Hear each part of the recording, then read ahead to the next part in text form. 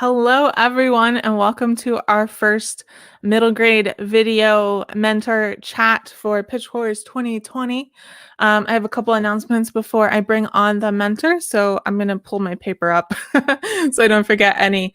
Intro myself. Hi, I'm Sarah Nicolas. I am on the board for Pitchwars. I'm also the agent liaison this year, and I've been a mentor since 2012, which, yes, is the first year that Pitchwars ran, so I've been here a while.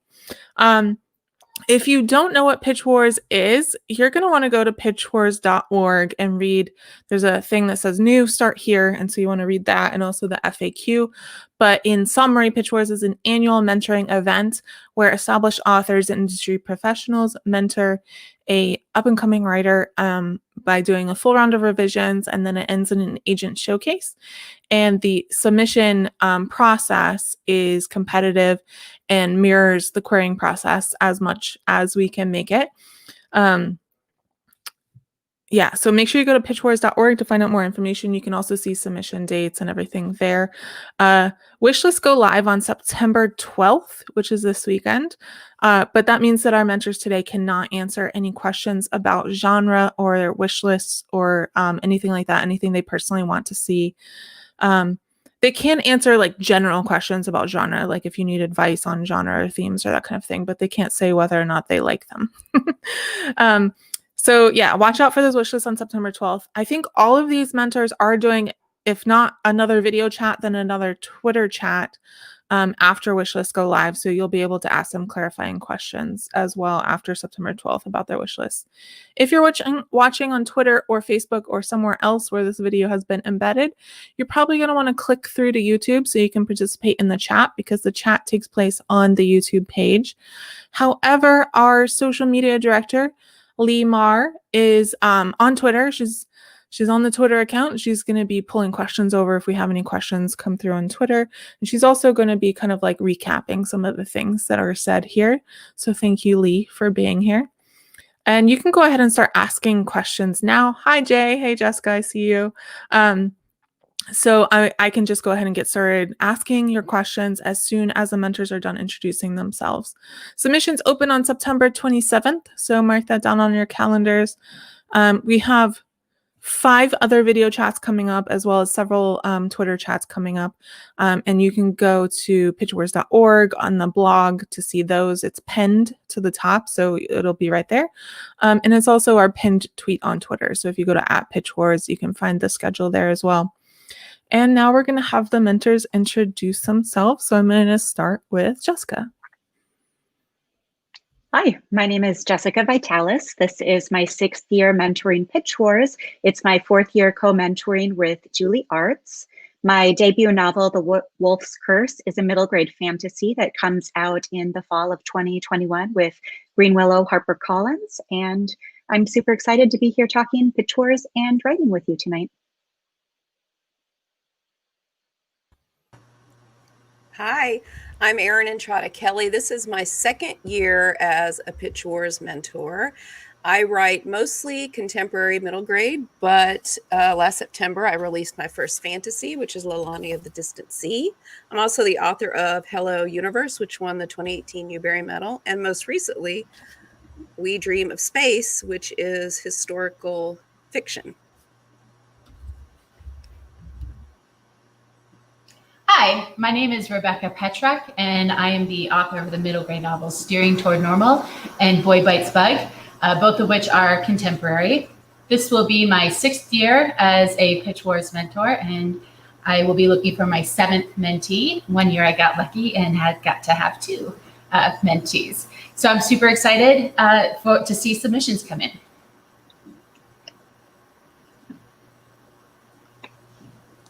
Hi, I'm Sofiya Pasternack. I am the author of Anya and the Dragon and the upcoming Anya and the Nightingale, which will be out in November. I was a 2017 Pitchwars mentee, and this is my first year back as a mentor. I'm super excited to be here.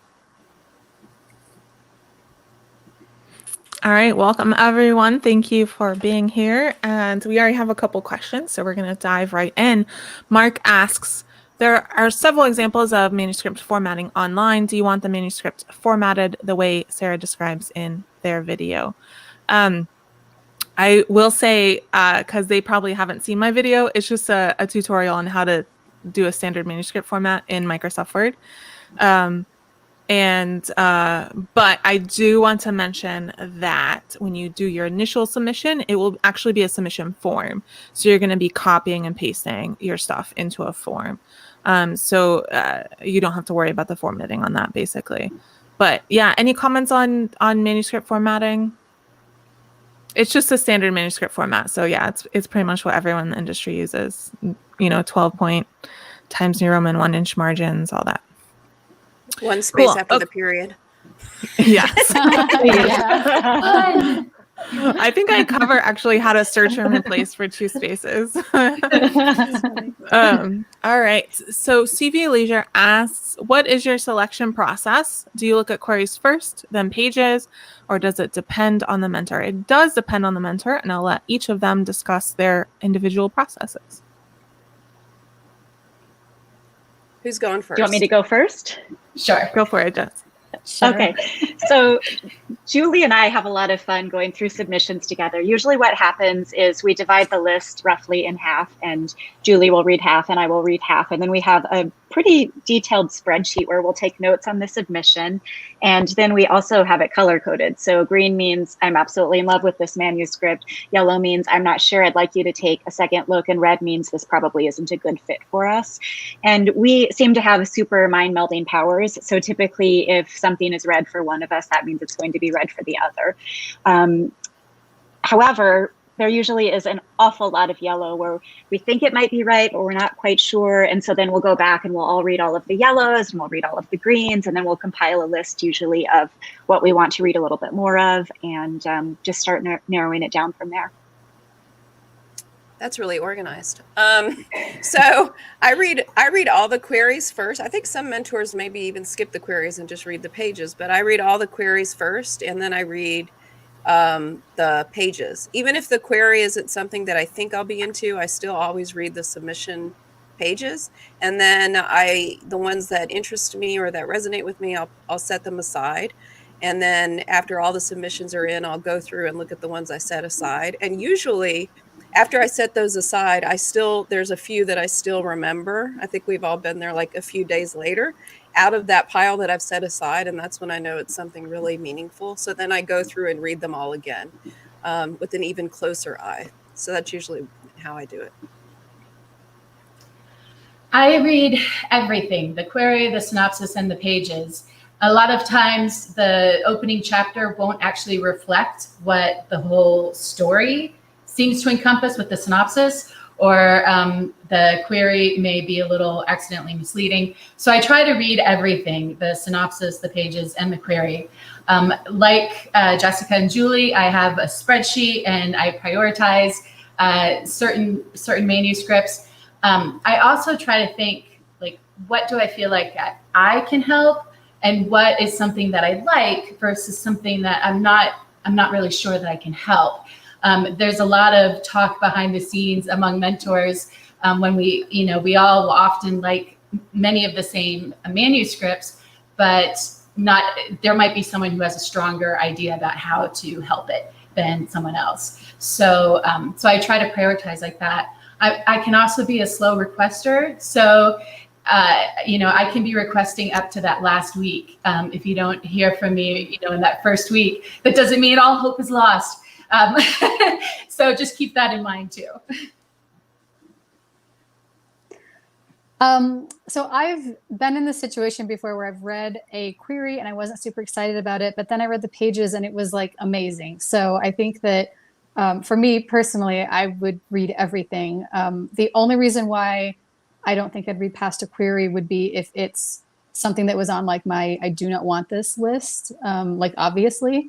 And in that case, I don't want to, keep going and be like, well, maybe the query wasn't accurate in the thing I didn't want, because it's probably accurate. So for me, reading as much as I can to get the best idea of what would be the best fit. And I definitely agree with the sentiment of, can I help this? Like, this is a really great manuscript and I really want to read it, but can I do anything for it? And if I can't, then I would pass, but not because it's not good.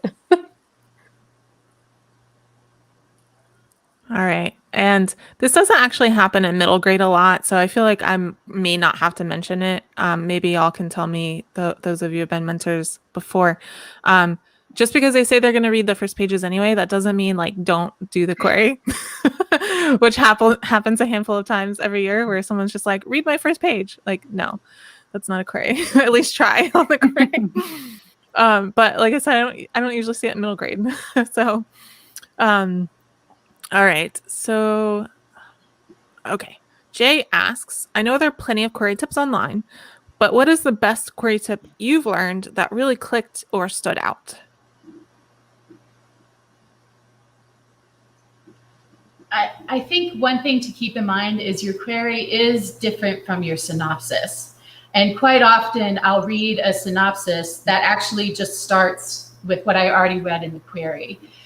Think of your query as it's your selling point. It's like the flat copy of your book, but your synopsis is, kind of like is an outline of your book. So the tone can be different. It just really needs to be clear as far as the arc of the story, whereas the query is much more, kind of selly PR marketing speak a little bit. So just keep that in mind, that they are separate pieces and should be treated like that. And I would like to add, I think this is a good tip for pitch wars and for querying in general. One thing that I really like is when the query letter, the voice of the query letter is similar to, in tone, to the manuscript. I find that really helpful and exciting, and I know agents really like that when you can read the query and kind of tell what the tenor of the manuscript will be, or what the voice of the narrator will be through the query letter. I find that to be a really effective tool for hooking interest, because voice is so important in middle grade. So I feel like that can be a really effective tool. Mm-hmm. I would add, Rebecca's absolutely right. I would say the vast majority of queries we get in middle grade read more like a synopsis, where we're just given way too much information. I would say the second thing is to make sure that you fit the stakes into the query, because sometimes people will tell you what the story's about, but they leave out why the story matters. And if I don't know why it matters, then it's not going to pique my interest in quite the same way. I like to kind of think of the query as like almost the movie trailer. Because if you think of a movie trailer, you meet the main character, you get a glimpse of the bad guy, and you are left at the end with this question of like, oh my gosh, what's going to happen? So yeah, just kind of think about it in terms of if you were writing like the movie trailer for your book, it would, you're setting up why we as the mentors or why the agent wants to ask you for your pages. End it on kind of that, like, if you want to know more, you have to watch the movie, you have to read the book. And also, queries are hard and a lot of people don't like them, but honestly, you're going to have to do them forever. You never get to not do them. So, yep. Yeah, it's definitely a skill worth getting good at, and you just have to practice. I love that movie trailer tip. That's really clever. That's really good. I like that. I'm going to use that. Oh, thank you. All right, great. I love that you mentioned voice, because I don't know, Jessica and Rebecca, you may know him, Wade Albert White, who was a mentor a couple years ago. He sent me his query letter when I was doing like a query letter workshop. I was looking for examples, and I still use it because it's like the best example of voice in a query letter I've ever seen, where you read that and you know exactly what the book's going to be like, So, yeah. All right. So Jessica Borisy, or Bert to regular viewers of my show. Sorry, Jess. What kind of revision do you find most fun or rewarding to do for yourself or with a mentee, like plot or character or something like that? I'll say that for me, I'm very much a character person. I'm very much a character-driven author. All my books have always started with a character and built out from that character. So for me, I think my favorite part of the revision process, and I think my strength as a mentor, is in character development.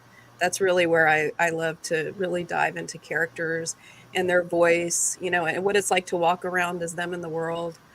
So for me, that's the most rewarding. I mean, I love all of it, honestly. The whole process is a lot of fun. It's a lot of work, but I would say that's probably my favorite craft element to dive into. So I would say Julie and I are just absolutely craft geeks. There isn't a single aspect of the revision process that we don't absolutely love. We tend to start really big picture.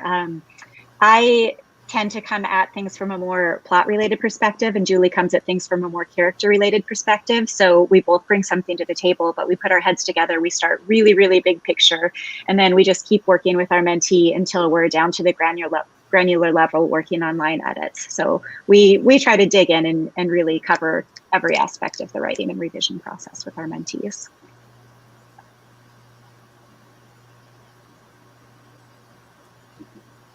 Sophia, you go next. I'll go. I'll go last this time. I'm with Erin. I really love characters. I'm a therapist in my adult job, so I do a lot of like talking to people and working out, emotional stuff. So that's kind of my bread and butter. I love that kind of thing. And I think that if you've got a really good character arc, like for me, when I'm reading a book, as long as the character makes sense, I can put up with any old nonsense going on in the plot. But the minute the character doesn't make sense, I'm like, this is terrible. And it goes, in the did not finish pile. So as long as you've got good, solid characters, I think that's really the key, in my opinion. That's what I focus on. I think I tend to lean more towards plot. For me, plot is why a character changes. So of course, we all know that they're intertwined, but the plot is what pushes the character to make new decisions, to make changes, to react in different ways. And I'm not afraid of really taking on some big alterations. So if a manuscript feels like I just need something that has, heart, a lot of heart. And if it requires, massive changes, then I'm still on board. I fall in love with all of my mentees' books. And so, for previous mentees, I'm sure they'll all tell you that I, would have them move whole sections of the manuscript. Rhonda, my mentee from last year, basically I truly wrote a brand new book. I picked out like 2 small things that I liked, and I was like, we can build from this. And we made, a brand new manuscript, and it's fantastic. I can't wait until other people get to read this book about a Syrian graffiti artist who comes to America when the Syrian revolution begins to turn from, positive to negative in early 2011. So I'm super excited. So all that to say, it's much more kind of big picture plot oriented, but it is always in service to helping the character, have that change and give the reader the catharsis that they want by the end.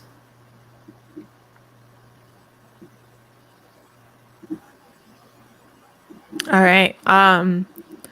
Lee, I forgot to mention Sonia Hartle, our 2020 Pitch Wars Managing Director, is in the doing chat moderating today. So I just wanted to say thank you, Sonia, for doing that for us.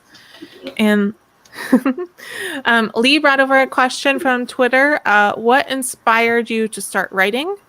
And I guess it's a 2-parter. What made you want to be a mentor? Oh gosh, what made me want to start writing? That would take all night, really, I think. I grew up writing. I always wanted to write. I think I steered away from creative writing in college because I was scared of failing, because I really, really loved writing and I didn't want to try it and find out I couldn't do it. So instead I went to business school, and I discovered that I really, really, really didn't like business school. But still, after that, it took me several more years to get back to writing. And it wasn't until I had children and was looking for something to do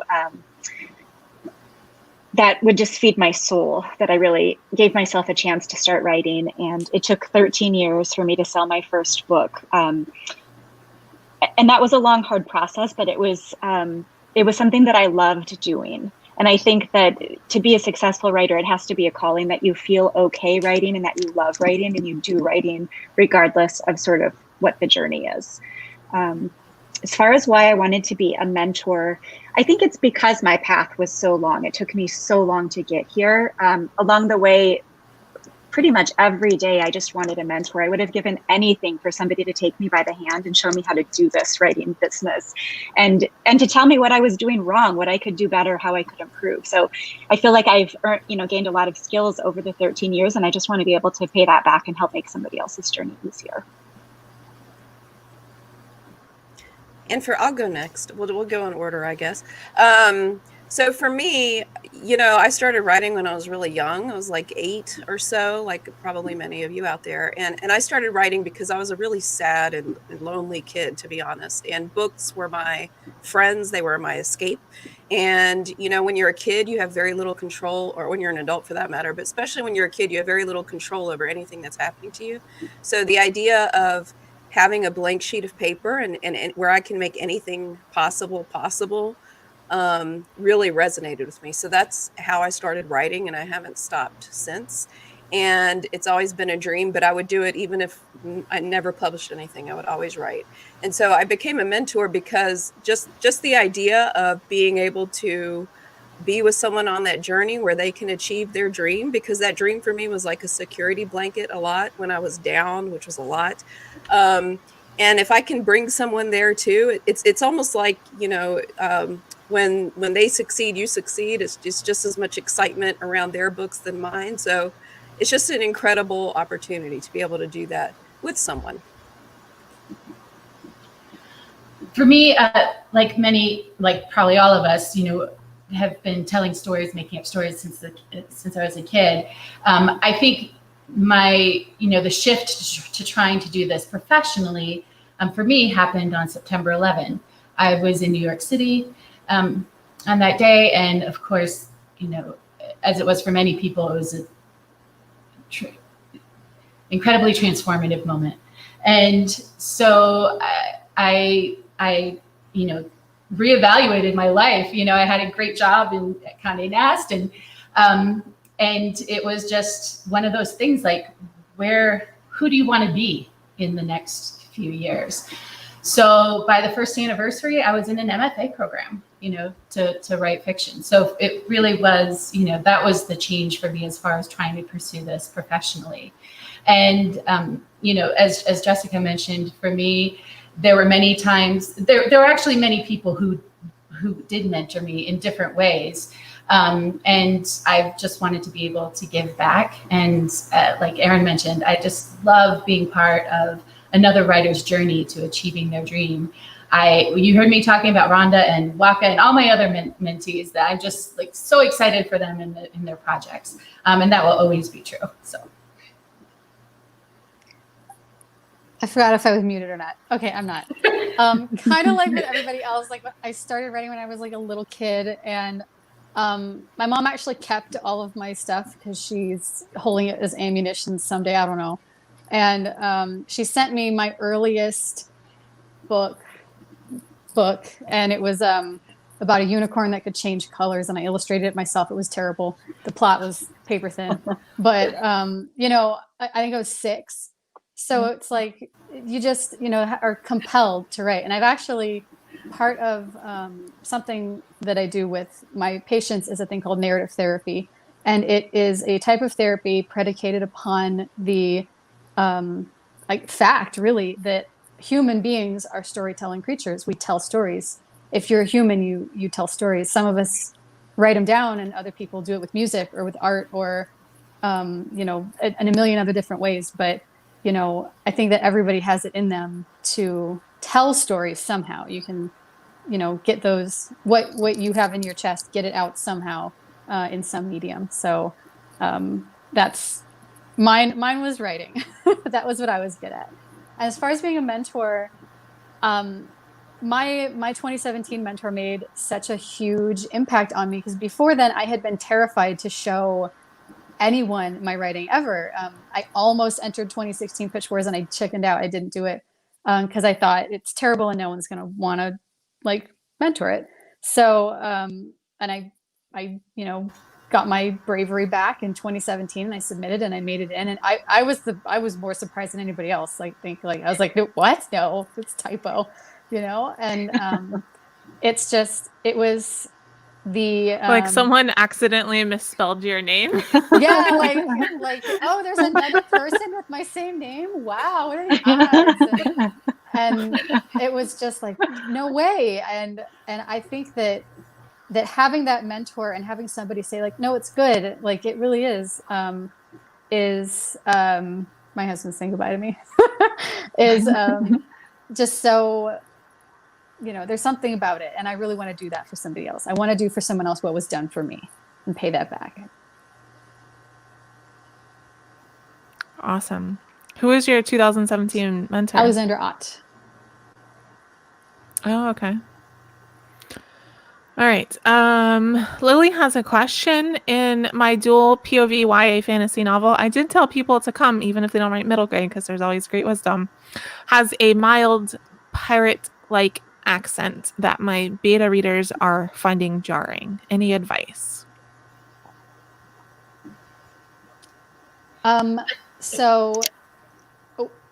Okay, sorry.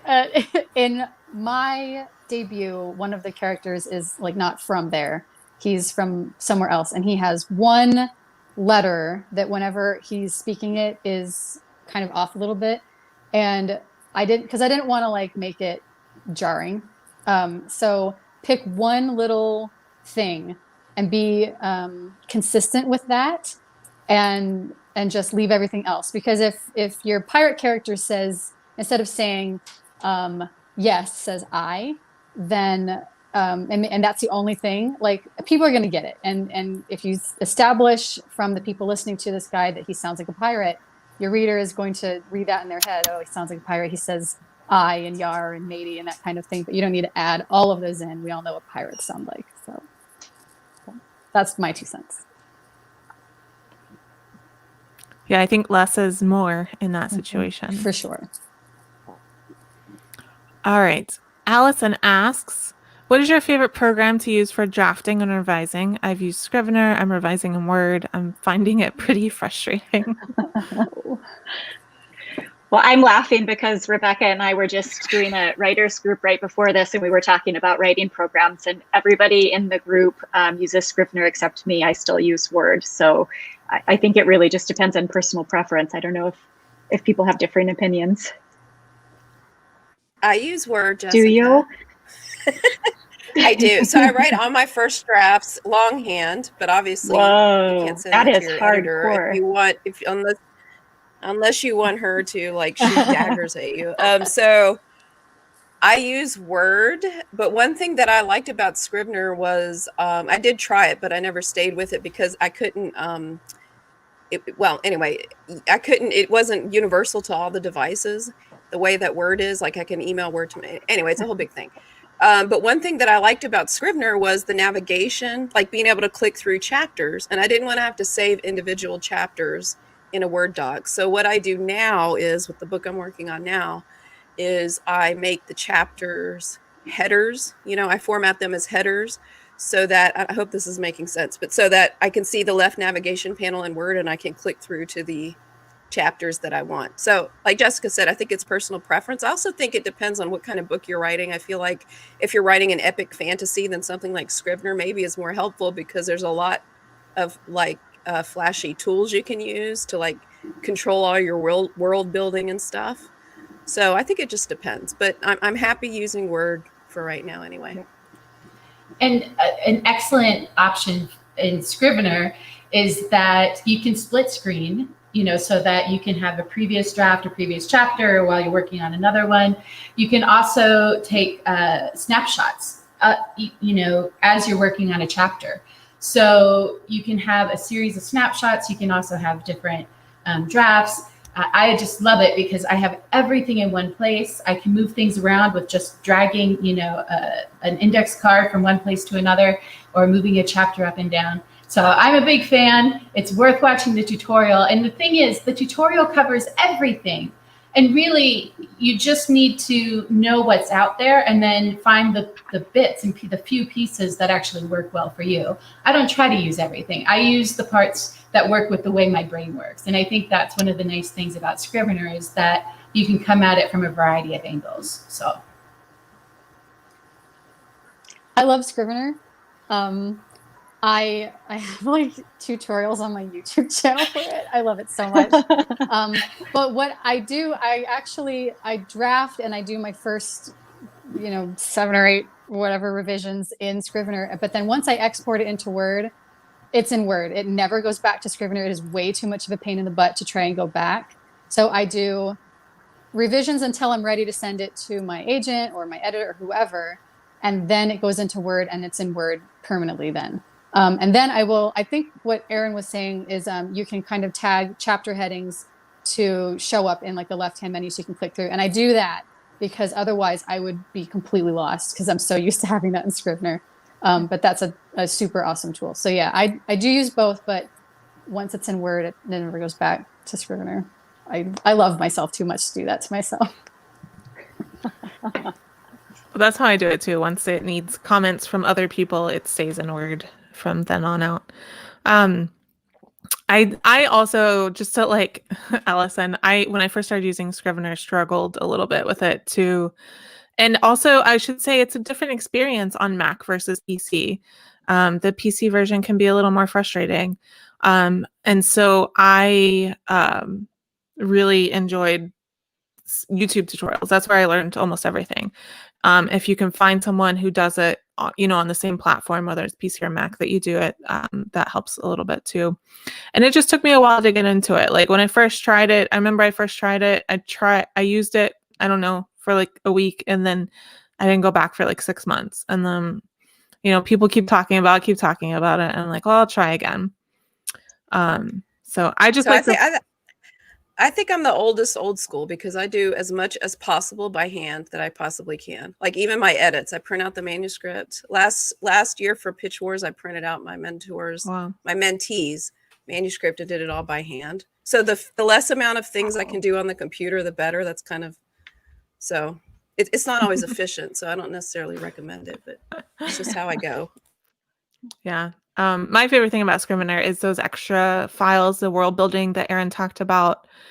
Even when I'm writing contemporary, like I write YA, so I have, a little file that tells me what each main character's class schedule is for the day, because I always forget that. I have a side character file that tells me like which characters are cheerleaders and which characters do this and that kind of thing. So, but it is, I do think there is a learning curve for Scrivener. So yeah, I understand the frustration, but now I don't know what I would do without it. All right. Orchard KA asks, I've heard that we should submit to Pitch Wars when we've taken the manuscript as far as we can, but with more time, I know I can make it stronger based on critique partner feedback, but I'd hate to self-select out. What are your thoughts? Submit. It's worth a shot. The worst thing that can happen is someone passes, and and the best thing that can happen is someone chooses you. But also a lot of us will often send a few questions or a few comments and which can be just as helpful for different people. I know that some people that I passed on, we had some dialogue, and over time their books have come out or are coming out, so I know we've talked about this before as far as Pitch Wars not being the only avenue. It's one of many wonderful resources, but yeah, don't self, just submit. Yeah. Well, I think Rebecca brings up a really important point, and one story that I always like to share with people is that I actually entered Pitch Wars one year and I did not get in. But the day after I did not get in, I got the call from my first agent who offered me representation. So Pitch Wars is a fantastic community, and make sure you take full advantage of the community, but we all have our own paths and our own journeys. So don't put all of your eggs in this basket, but also, like Rebecca said, don't self-select out.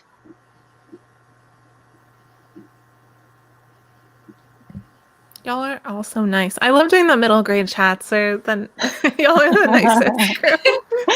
Don't tell anyone I said that. Sonia. I will say with one caveat, as long as you think that you can do that revision in the time period that Pitchwars requires, because it is a tight period. And so if you think there's more work than you can do in I think it's 3 months now, you may want to think about that. All right.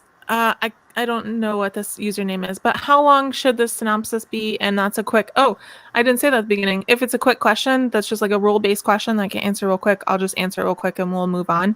For Pitchwars, the synopsis needs to be 1 page, single-spaced, standard manuscript format. So that's 12-point font, 1-inch margins. As long as it fits on 1 page, you are good. Yeah. So, of course, depending on different purposes, you may need different size synopsis, but that's what we're doing on Pitchwars.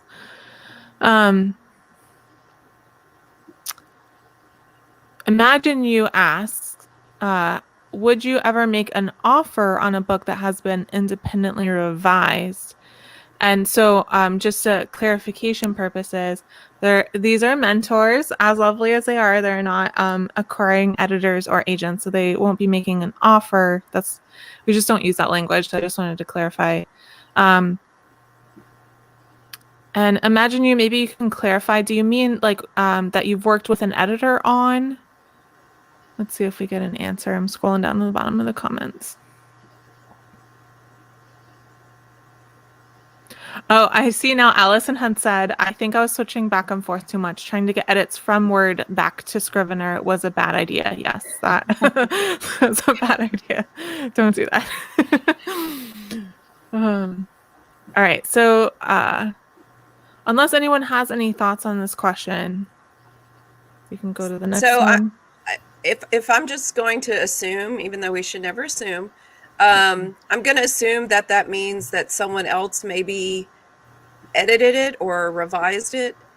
And I would say that, I mean, we're not making offers, but I would say that the downfall to that is that you have to be able to, as your own author and curator of your own creation, have to be able to make the revisions. You have to have the skill set on your own to make those revisions. So if someone else has done the revisions for you, or if an editor has done the edits for you, then that doesn't necessarily help you build your skill set to make those revisions. So that may or may not answer the question. But. All right. We have a question from L. Mackenzie. Do you think that querying a middle grade idea would limit your options to write in other genres if it was widely liked? So I'm assuming if you became very successful, would that limit your ability to write in other age categories or genres? No. If you're very successful, so. You can write whatever you want. And if it's more of a question of wanting to write a certain type of middle grade versus a certain type of YA, that's what pseudonyms are for. So so more luck to you that you would be very successful. Yeah, the example I always like to use is Daniel Jose Older, who does middle grade, YA, and adult, all under the same name. So you can do pretty much anything if you are careful about it. Did you have a comment? One of you? Yeah. I was just going to say that's kind of, so I started out doing middle grade under the name Sofiya Pasternack, and then I wrote a YA that, like, YA adult crossover, please don't let your children read it, that is going to, when I do publish it eventually, it's going to happen. It's going to be SR Pasternack and not, just to kind of, still the same person, but like it's a little bit different. So yeah, as long as you have an agent who will represent multiple age categories, which I'm pretty sure like most will cross over, then you should be totally fine. All right, we have a fun question from Jay. What was your favorite middle grade book when you were young? What's your favorite middle grade book now? And what about those do you think makes them great?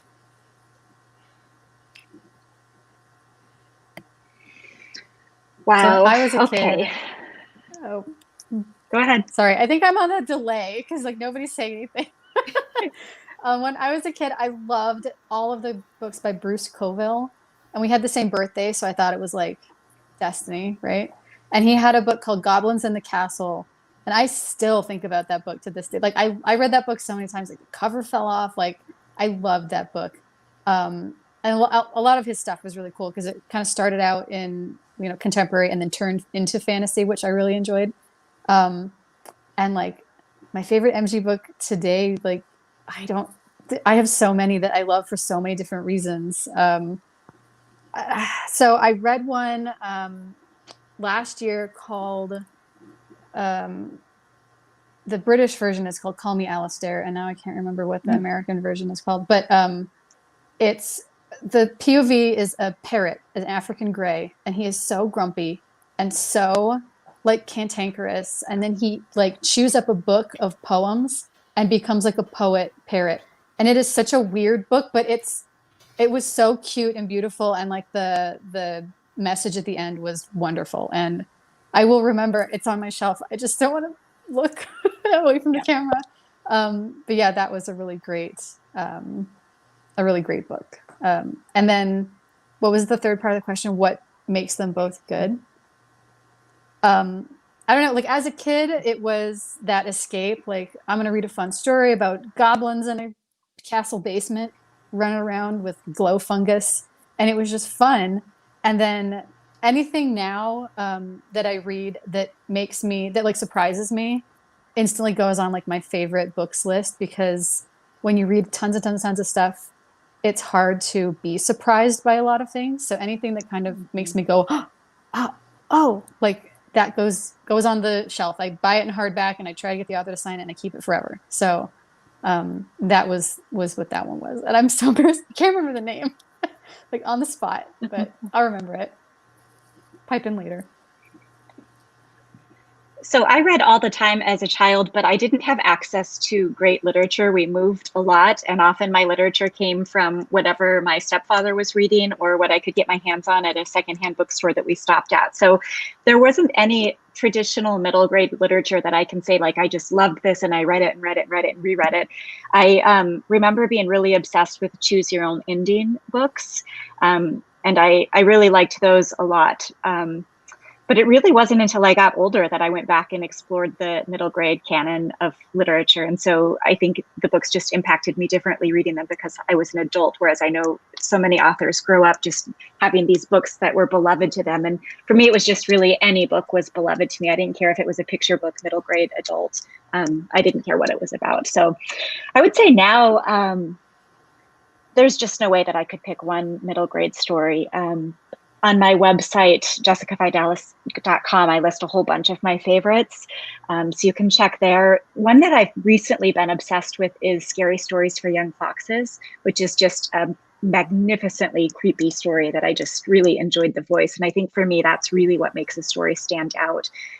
Like Sofiya said, I read probably 100 to 150 books a year. So a book really has to catch me with their voice. In order for it to capture my heart, it has to be something surprising and different and something that I haven't seen before. So the voice is super important.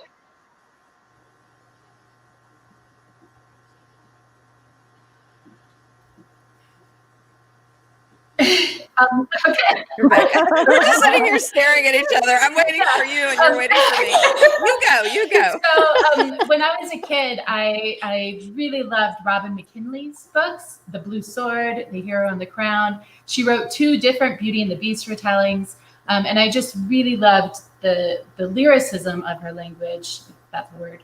And the stories, you know, they were fantastical, but still condensed. You know, they weren't, you know, some of the fantasies I read, you know, were tomes, and hers were small, but they still just covered so much ground and so much change for the character. I loved her characters. Now, I think some of my recent favorites are by Frances Hardinge. She wrote The Lie Tree and Cuckoo Song. The Lie Tree won the Costa Award, I think, a couple of years ago. And they're very feminist and also just beautifully written. So I think for me, I'm very drawn to, you know, that kind of more of a literary, beautiful kind of writing. which is, you know, funny because my contemporary writing is very not like that. You know, it's very, I mean, one of my books is about bug eating, you know, and another manuscript I have is about farting. So that kind of gives you a sense of where I am. My kids will love that one. Yeah. So that kind of tells you where I am. And maybe that's partly, you know, the attraction of the other kinds of books for me is that it is, you know, very different and something I, you know, admire and respect a great deal. And you'll also see more of my favorites on the wish list. I think that'll be true for a lot of people. So Rebecca, is that farting book like an adult thriller, or what's that? What category? Totally. Okay, so no, it's lower middle grade. Yeah. Oh, okay. I guess that makes more sense. So my favorite middle grade when I was growing up was Judy Blume, and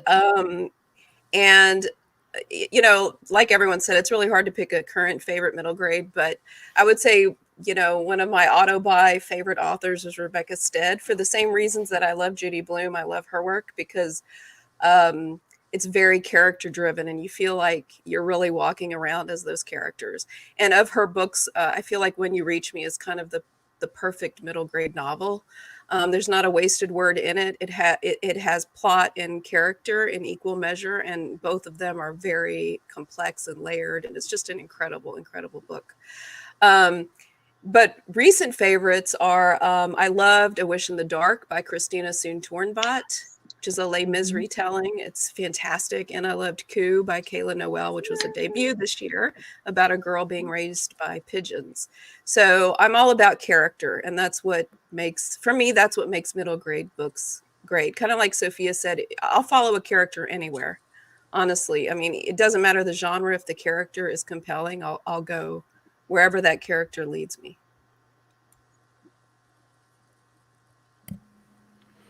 All right. Great answers, everyone. Okay. I lost it. Oh, there it is. Question from Twitter that Lee brought over. Is it wise to submit to someone you submitted to last year, even if you have made substantial revisions, or should you pick other mentors? You should pick whoever you fit best with, whoever's wish list reflects your story the best. Because if you made substantial revisions and things have changed, and you know that mentor from last year isn't really accepting the changes that you made, it would be a wasted submission for you, basically. Or maybe they changed their mind and they don't want that stuff this year, they want something different. So just go and make sure that the mentor wish lists that you know that match up with your book are the ones who you're submitting to. Yeah, I would just piggyback on that. I know a lot of people ask how to pick which mentors, and the year I entered, I didn't do a great job of it. Instead of picking which mentor I was the best fit for, I picked the mentors that I thought were the coolest and that I wanted to work with, and I didn't get in. So don't make my mistake. Really pay attention to the wish lists, because we've put a lot of time and energy into thinking about what we want and what kind of story would capture our heart. So just try to set aside any preconceived notions you have of who you want to work with and really focus on finding the mentors that are most likely to choose your manuscript. All right.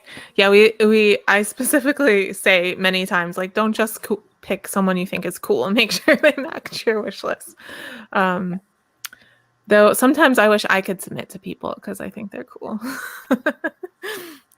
All right.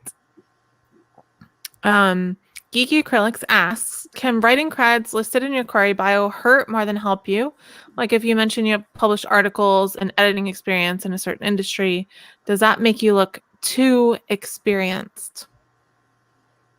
I will say, just like real quick, some previous mentors have actually been chosen as mentees like 2 or 3 years later. So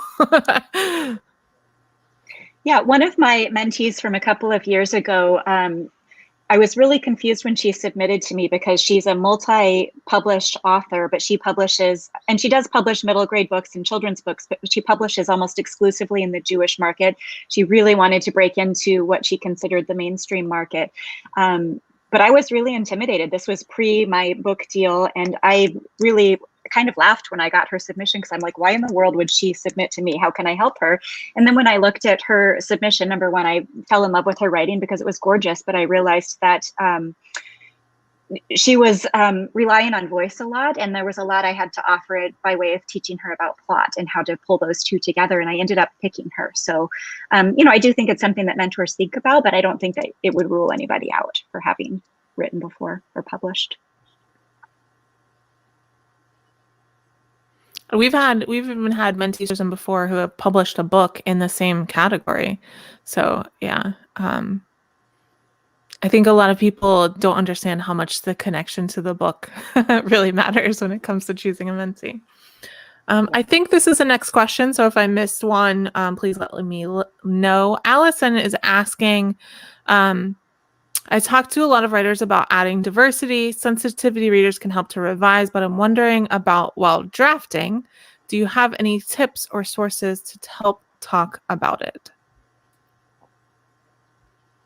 Yeah, while writing Boy Bites Bug, my secondary main character is Latinx in Minnesota. And so I'm a very, very, very strong advocate for the idea that you don't get the authenticity reader only when it's about to be published, just to make sure you didn't get something wrong. You work with a sensitivity or an authenticity reader as early as you can. I had one when I was about 3 or 4 drafts in with Boy Bites Bug, and she helped me tremendously in identifying some weak spots for me. And then I also tracked down 5 middle grade students in Minnesota, where the book is set, and had them read early drafts. And then I interviewed, I could only interview 2 of the kids, but they all sent me notes. And they informed the draft even more in a really meaningful way.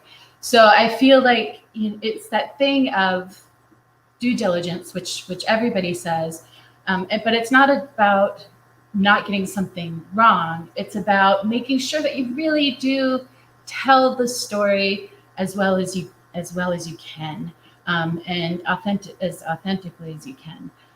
That was not an area that I wanted to make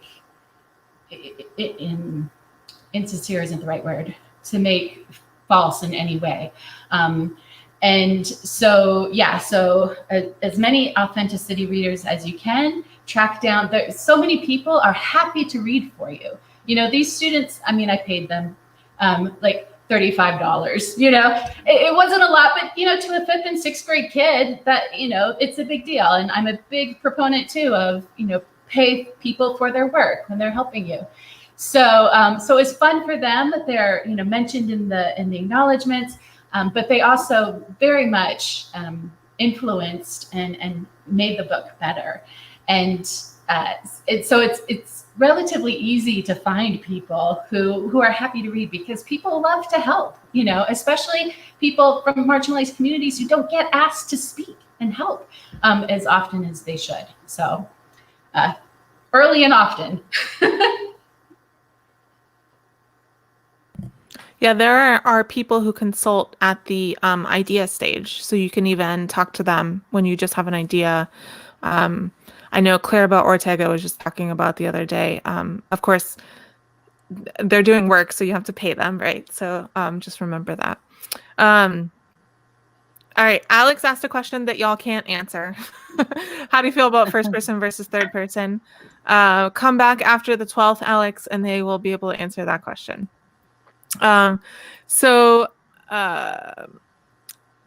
Evie had asked a question that Rebecca kind of already mentioned.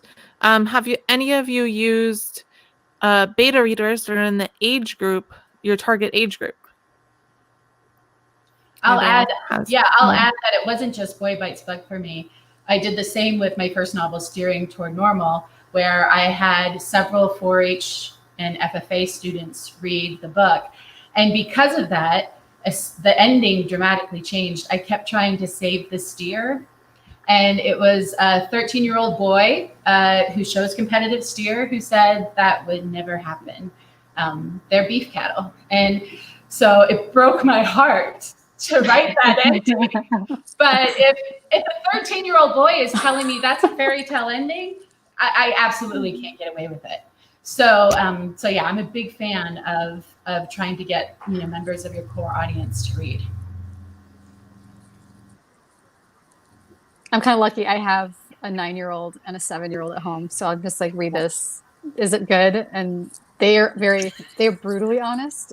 So it's kind of nice.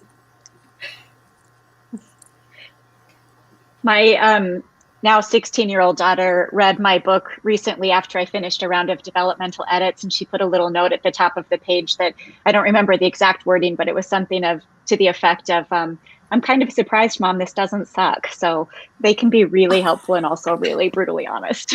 I feel like your own kids are the worst. I mean, I don't have kids, but just from other people's stories. Yeah. All right, so that's pretty much all the time we have today. So I'm going to ask each of you go around and just say if there's anything you want to promote, if you want to, talk about your next book or a book that you had come out, and also where we can find you online. And I do have your Twitter handles I'm going to show on the screen too, so you can refer to those. And we'll just start with Jessica. Fantastic. Again, my upcoming book is The Wolf's Curse, coming out with Green Willow HarperCollins in the fall of 2021. Unfortunately, I don't have a cover or pre-purchase links yet, but you can find it on Goodreads if you search my name, Jessica Vitalis. And I would love to connect with all of you on Twitter and also on Instagram. And I guess I'm going next, right? My Instagram is the same as my Twitter down there. I'm very active on both. I love social media because it's a great way to communicate and connect with readers. So my most recent book is We Dream of Space. And We Dream of Space is, there we go, set in the month of January 1986, and it revolves around the Challenger disaster. So I'm sorry to tell the adults out there that 1986 is historical fiction. So I always like to make people feel super old, but I was also alive in 1986, so we're all there together. So that's my most recent book, and I'm also active on the pro boards, the discussion boards. So if you have questions, you can find my Ask Me Anything chat. I think we're all on there, thread, and ask me questions there as well. And same goes for after the wish list go live as well.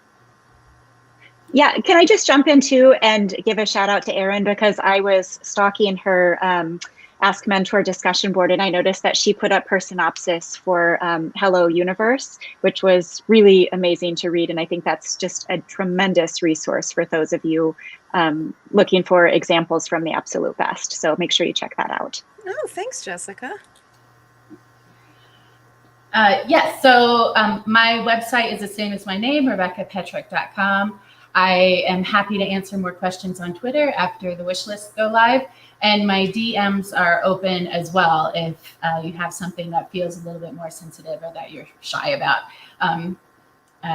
posting widely online. And I'm everywhere. I'm all over the internet. I'm an internet gremlin. So if there's a social media site I've got, it's probably at Sofiya Pasternack. I try to keep them the same. My dog is going nuts over there, so that's what that noise is. So this is my the follow-up to my debut. It's out on November 10th, so hooray.